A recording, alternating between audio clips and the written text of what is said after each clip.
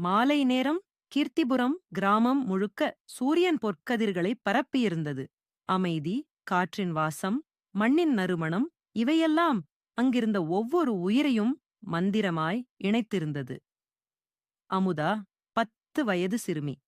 அவள் எப்போதும் பிறருக்காக ஏதாவது செய்யும் மனசு கொண்டவள். அந்த மாலை தன் தாய்க்கு உதவி செய்தபடியே அவள் ஒரு புதுமையான பயணத்தை தொடங்கப் போகிறாள் என்று கூட அறியவில்லை.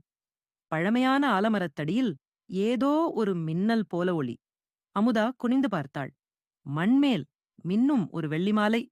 அவள் அதைக் கைப்பற்றியதும் அந்த ஒளி மெல்ல அவளை சுற்றி ஆடியது. அந்த மாலை ஒரு மென்மையான குரலில் பேசத் தொடங்கியது.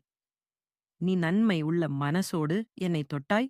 இப்போது நீயே என் காவலன்." அமுதா தன் இதயத் துடிப்பைக் கேட்கும் வரை அமைதியில் நின்றாள். சிறுவன் சோர்வாக அமர்ந்திருந்தான்.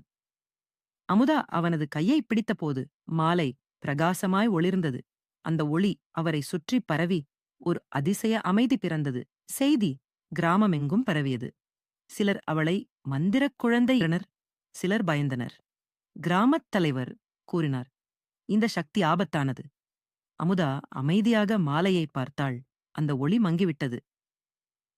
மழை துளிகள் அவளைச் சுற்றி விழுந்தன. அமுதா தன் மாலையை ஒரு மூதாட்டியின் மார்பில் அணிவித்தாள்.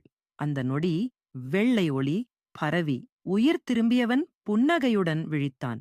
வானம் தெளிந்தது. அமுதா வானத்தை நோக்கிப் பார்த்தாள். மாலை மென்மையாக ஒளிர்ந்தது. மந்திரம் என்பதே நன்மை செய்வதில்தான் உள்ளது. அந்த நன்மை இப்போது உலகமே. இந்த கதை பிடிச்சிருந்தாலும் லைக் பண்ணுங்க, ஷேர் பண்ணுங்க, சப்ஸ்கிரைப் பண்ண மறக்காதீங்க.